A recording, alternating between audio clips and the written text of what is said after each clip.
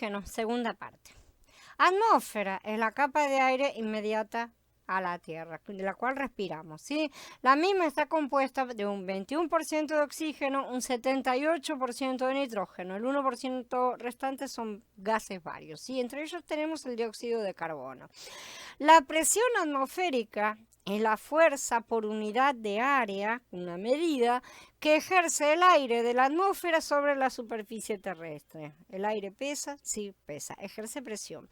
La presión parcial de un gas es la fuerza que ejerce un gas contra las paredes del recipiente donde está, ¿sí? Independientemente de si tiene una mezcla gaseosa o una mezcla líquida. La presión parcial trata de la fuerza individual de un gas y no de la suma total de las fuerzas de sus gases, ¿sí? Los que forman la mezcla. De esta manera, si queremos mencionar la presión parcial del oxígeno, se le agrega una P adelante. Tenemos que anotar P2O en vez de 2O, que es oxígeno. Así que si hablamos de anhídrido carbónico, va a ser PCO2. Y así con todas las demás, ¿sí?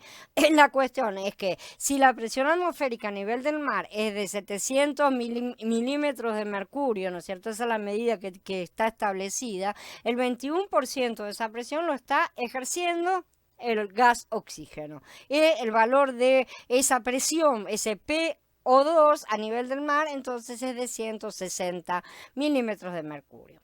La presión del oxígeno decrece con la altura, ¿sí? O sea, a medida que vamos subiendo, como va quedando menos atmósfera, por así decir, para hacer presión sobre la gente, entonces de esa manera, lo que sea, de esa manera va disminuyendo con la altura. El borde del mar, ¿no es cierto? A la altura del mar es 160 y a casi 7000 metros de altura, por ejemplo, la cumbre de la Concagua, por así decir, es de alrededor de 50 nada más. Acá tenemos 160 y allá arriba 50. Ha bajado muchísimo esa presión, es casi una tercera parte menos.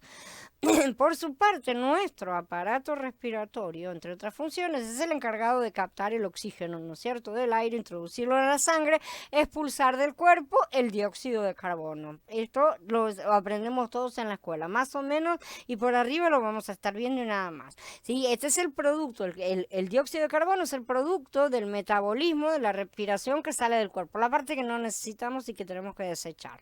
Así que mientras que el oxígeno pasa a la sangre, o sea, ingresa al organismo y es lo que nos da un montón de cosas, ¿no es cierto?, para poder vivir, el dióxido de carbono pasa desde la sangre hacia el alvéolo y sale del organismo.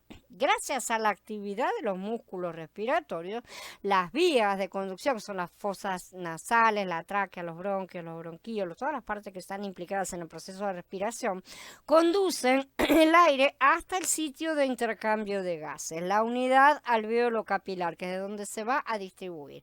Este intercambio de gases que sucede por diferencia de presión se llama hematosis. Teniendo en cuenta todos estos conceptos, podemos decir que la presión del oxígeno es la única fuerza que hace progresar el oxígeno desde los alvéolos pulmonares hacia la sangre, o sea, la distribución. Es esa presión la que ejerce esta fuerza. Se necesita esa presión para que la sangre alcance a desparramarse, por así decirlo, que el oxígeno, perdón, alcance a desparramarse por todo el cuerpo. Lo vamos a decir de una manera muy simple, muy poco técnica, pero simple. Desde ahí entonces se va a trasladar, gracias ahora sí al impulso cardíaco que tiene todo nuestro sistema circulatorio, hasta las células de todo el organismo. En la altitud, porque tenemos menos PO2, como vimos, ¿no es cierto?, hay menos fuerza impulsora capaz de mover este oxígeno a los capilares. A menor cantidad de PO2 en la sangre se le denomina hipoxemia.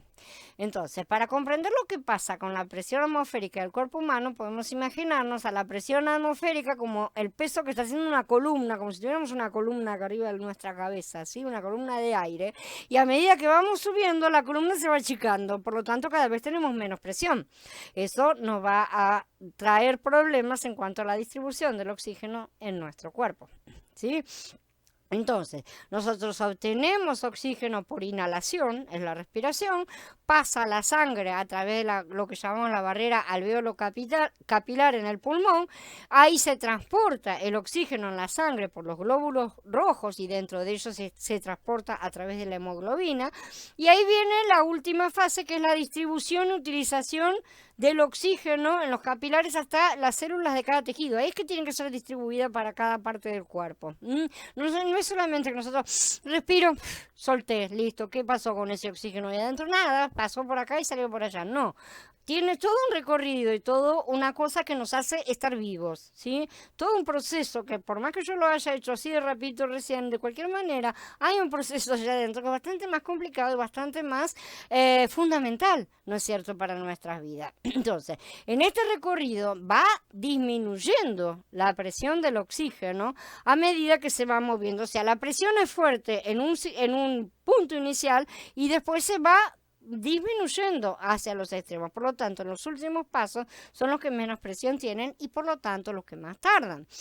Con la presión atmosférica a nivel del mar, el oxígeno ingresa, como dijimos, alrededor de 150 milímetros de mercurio, ¿no es cierto? La medida de presión que se utiliza es esa, para que finalmente le lleguen a las células más o menos entre 5 y 8 de esta presión. Ingresa con 150 de presión, o sea, un bombeo, cuando yo hago un bombeo así, yo veo que el agua, sale así como un chorro, después el agua se va diluyendo levemente, es exactamente lo mismo que sucede con el oxígeno dentro de nuestro cuerpo. Entonces, imaginemos entonces los casos de altura, o bien el caso que nos interesa a nosotros, ¿no es cierto?, el de una drástica y repentina reducción de oxígeno general en la atmósfera. A mayor altitud, la hipoxia, que va haciendo esta disminución, hace que una menor cantidad de oxígeno atraviese la barrera entre los alvéolos pulmonares y los capilares pulmonares, o sea que hay una falta de oxigenación dentro del cuerpo. Al llegar menos oxígeno a la sangre, hablamos de hipoxemia, como dijimos. Finalmente, la baja concentración de oxígeno en la sangre produce una falta de oxígeno en las células, ¿sí? Y esto es llamado hipoxia celular, o sea, las células también necesitan ese oxígeno. Entonces, cuando el cuerpo humano detecta esta hipoxia, nuestro cuerpo humano tiene sistemas de alarma y emergencia en los cuales pone en marcha ciertos mecanismos. Tiene que poner en funcionamiento estos mecanismos compensadores con el objetivo de mejorar la oxigenación sanguínea y la del resto del organismo, todo. De lo contrario, la vida no sería factible y la persona se moriría. Los mecanismos compensadores que pueden tratar de aumentar la cantidad de oxígeno y que se está transportando son varios. En cada etapa del viaje del oxígeno, desde el aire hasta las células y dentro de ellas hasta las mitocondrias, adentro, bien adentro, se va a producir una modificación particular que trata de conservar la cascada de oxígeno, en definitiva, que llegue el oxígeno a las células. Si las células no son oxigenadas, se produce la muerte celular. Por ejemplo, tenemos el caso de las modificaciones a nivel de los sistemas respiratorio y circulatorio, que son las primeras modificaciones que el organismo hace de forma automática. Por un lado, aumenta la frecuencia cardíaca, empiezan las palpitaciones, por así decir. El corazón, porque trabaja más rápido, logra llevar de manera más eficaz ciertamente el oxígeno a todo el cuerpo, similar a lo que ocurre cuando empezamos a hacer ejercicio, por ejemplo. ¿Se dan cuenta? Ahora, la frecuencia cardíaca aumentada se percibe muchas veces como taquicardia.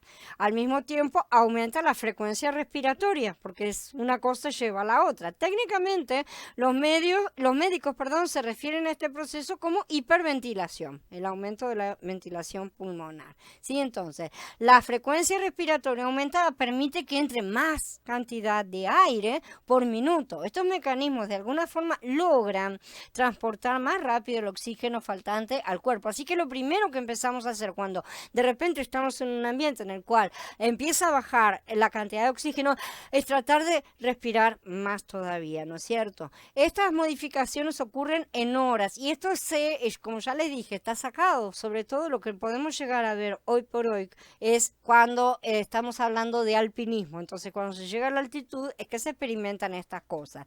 Y esto perdura durante los primeros días que los alpinistas están en una determinada altura y tienen que quedarse algunos días en esa fase, en esa altura, porque esa es la fase de acomodación. El cuerpo necesita acomodarse.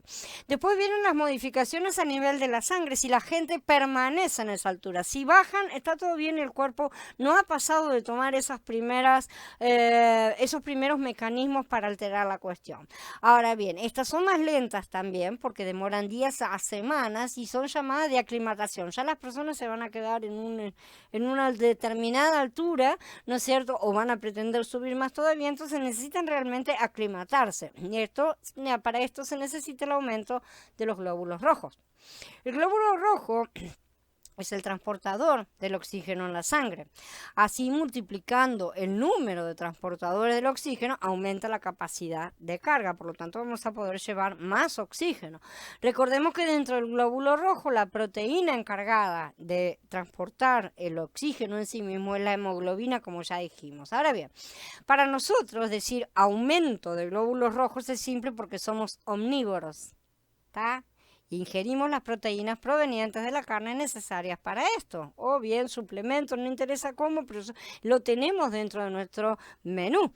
Pero en una época en la que esta falta de oxígeno fue repentina para comienzo de historia, porque fue completamente repentina, el cuerpo debió buscar la forma de compensar su carencia de glóbulos rojos, y esto se tradujo en que tenían deseos de morderse unos a otros.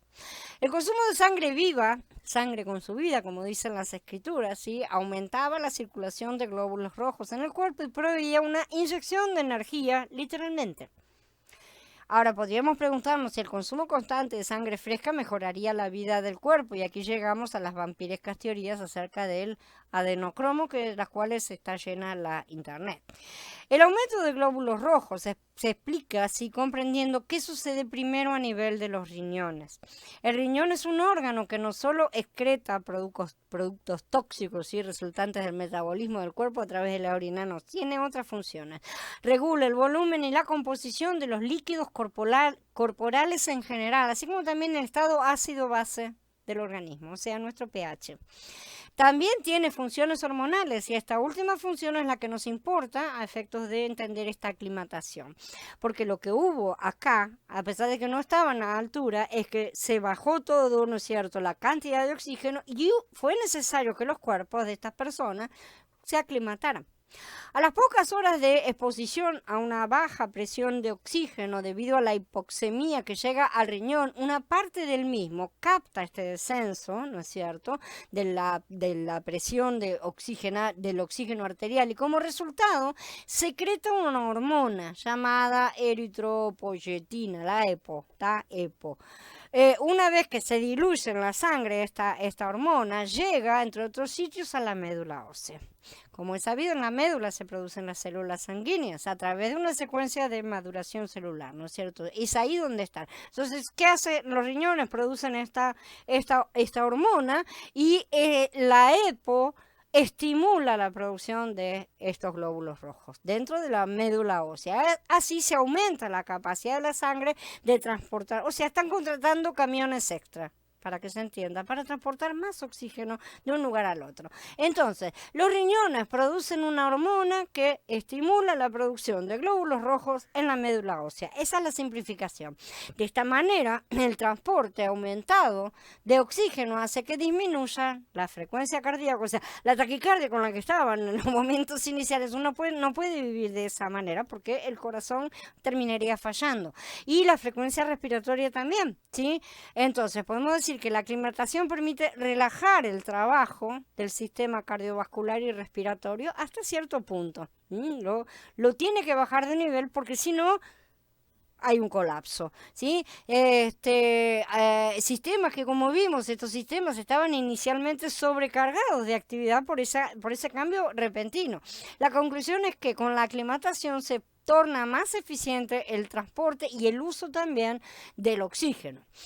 Así como la acomodación tenía sus inconvenientes, la aclimatación también tiene los suyos, ¿sí? El aumento de glóbulos rojos trae como consecuencia un aumento de la viscosidad de la sangre, o sea, se hace más densa, ¿no es cierto? Esto está agravado normalmente por la deshidratación también. Este fenómeno puede favorecer la aparición de microcoagulaciones, pequeños coágulos, ¿no es cierto? Que sabemos que eso puede llegar a producir graves cosas, ¿no es cierto? Graves atoramientos y dependiendo de dónde sea puede traducirse en embolias, aneurismas y diferentes cosas.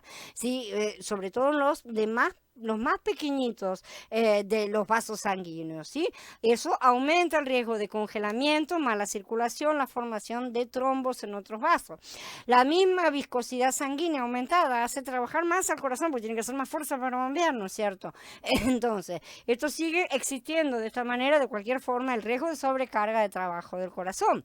Ahora entonces, habiendo entendido los cambios físicos que sucedieron a través de una reducción drástica de oxígeno en el aire, no solo podemos entender el motivo del paso de una dieta vegana a una dieta carnívora, que no parece incluir a priori ninguna mejora como parte de un plan de corrección, como decimos, parece ser una consecuencia, ¿no es cierto?, que hay que tratar de resolver para que la humanidad pueda seguir adelante.